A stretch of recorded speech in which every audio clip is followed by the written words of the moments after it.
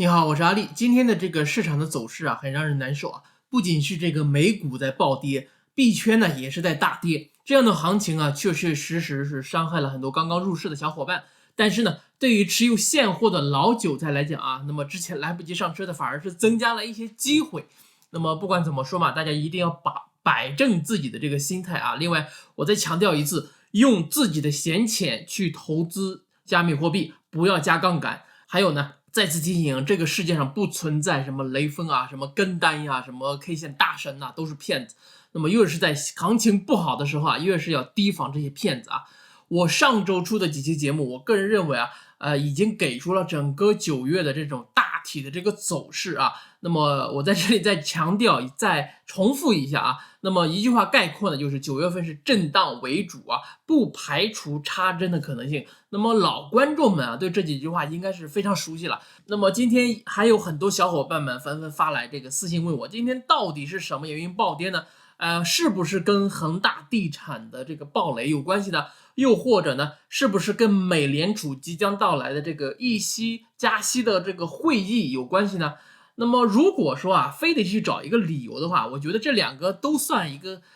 很好的一个借口的。但是呢，我们也不多说废话了。那么今天呢，这个现在的时间是美西时间的周一，按照这个老规矩，我们每周一都会出一个链上的数据的大分析。那么也许呢，在我这个下面的分析的过程中，你会发现一些暴跌的这些逻辑啊，以及这个对未来走势的一个脉络的一个把握。好，我是阿力。如果你是第一次打开我的视频，我的频道呢是专注于投资和赚钱，希望你能够点击订阅，这样才不会错过每一次重要的分析。首先我们看下面这个图片啊，这个图片呢是美股标普500啊和比特币走势的一个对比。我们看这个粉色的这个部分啊，那么几乎每一次标普500超过2%的跌幅呢，都会跟比特币有联动。那么这个说法呢，这个联动的，已经有很多人发现了，之前也有很多人讲过啊。所以这个大家每天去观察一下这个美股的走势呢，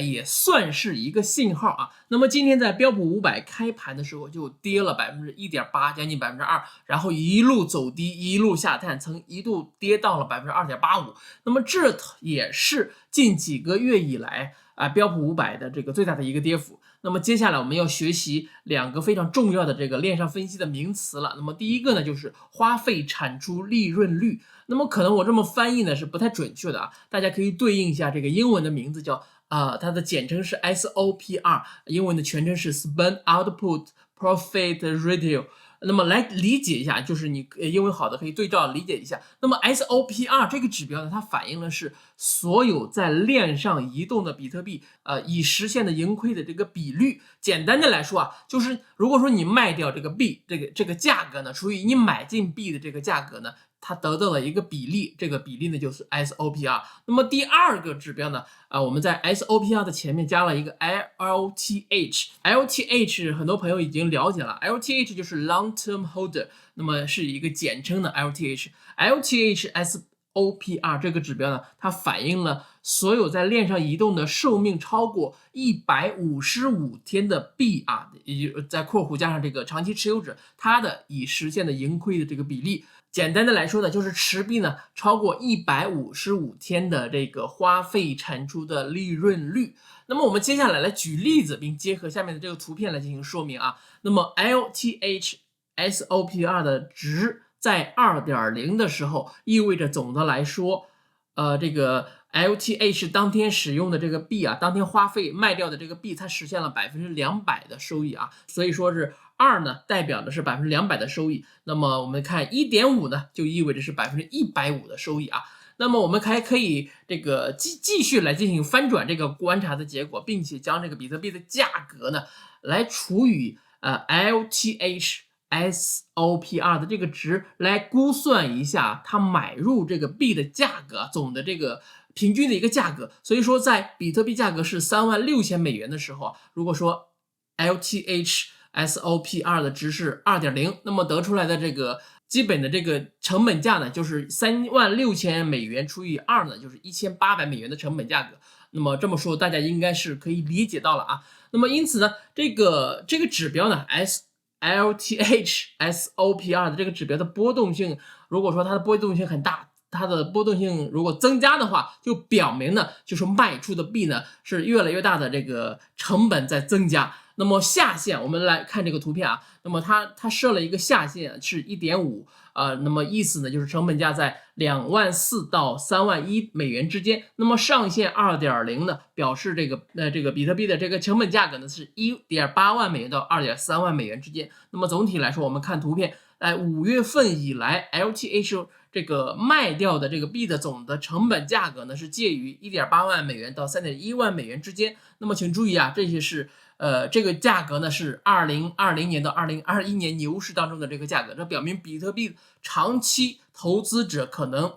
在这个市场上变得开始活跃起来，他们可能呢将这个利润锁定，将卖出币，或者说他们使用这个一些金融衍生品来进行对冲这个风险，又或者说他们进行了更大的这个投机行为啊，或者是不是加了一些杠杆啊什么的，如第一季度和第二季度所出现的那样啊，我们不得而知啊。那么这也可能反映了当前市场结构的一些不确定性啊，因为这个成本更高的话，更接近当前的价格的话，那么可能他们持有的这个时间就会更短，所以说有可能说这个价格会进一步下调。那么为了更好的说明这一点啊，下面这个图片呢，在前面这个图片的基础之上，增加了显示比特币成本价的这条线啊。我们看这个蓝色的这条线，当然了，这个是我们根据我们前面提到的这两个指标所估算出来的啊。我们可以看到，在5月份抛售之后 ，LTH 这个比特币的这个总的成本的价格从8000美元的稳定基础线上啊，上升到了我们前面计算的 1.8万到3.1万美元之间的这个新的范围，说明市场上卖出币的这个成本价格呢是越来越高，跟我们之前这个分析的结果是一样的。那么接下来我们来看下面这个图片啊，老观众们都很熟悉了，就是比特币流入流出交易所的这个实时的这个图表。那么当前的这个速度呢是每个月净流出9万个比特币啊，这个很容易理解了，就是9万个比特币从交易所流出到了未知的钱包啊，这个而不是用来卖掉。置换或者是置换成其他的山寨币，或者做了什么的金融衍生品或者质押什么等等啊，总之呢是流出了交易所。那么我们分析了上面的这几个指标啊，大家应该能得到一些信息啊。那么我说一下我个人的这个结论啊，就是在去年低价进场的某些机构啊，在最近几天选择了锁定收益，选择了跑路出货，这应该呢就是币圈下跌最大的一个动力。那么如果你非得要说这个恒大呀、加息啊这些呢，可能都是借口。机构呢是非常会利用这些消息来掩盖自己出货的目的的啊。但是另一方面啊，我们也看到更多的资金在悄悄的买入比特币并转出交易所。那么我知道一定会有朋友问，你分析的都是比特币的价格的走势以及这些买入买出的这些东西啊，那么跟其他币的下跌到底有什么关系呢？那么比特币呢是一个龙头，相当于股市里边的大盘，它是一个风向标。那么其他的币呢，它的走势都要看老大的眼色，对不对？那么至于后市的这个走势啊，我倾向于我之前的判断。如果说你没有看过我之前的节目的话，我希望你从这个9月初啊看到这个上个礼拜把这些节目都看一遍啊，因为一共就没几期。那么大家对9月份啊就不要再有这些期待了啊，努力呢在场外挣钱，争取少看盘，少操作啊。如果说你还有多余的钱，可以在每次插针的时候啊去挂一个单啊，但是不建议 all in 啊。每个人都应该对自己的这个资金啊有一个合理的配置啊。那么我在我的会员区也讲到了啊，如果说你不知道如何去配置的话，可以找我1对1的进行咨询。好，那么以上呢就是本期节目所有的内容了啊，我们下期节目再见啊！希望你一定要订阅我这个频道啊，让我们一起进步，共同发财 ，peace。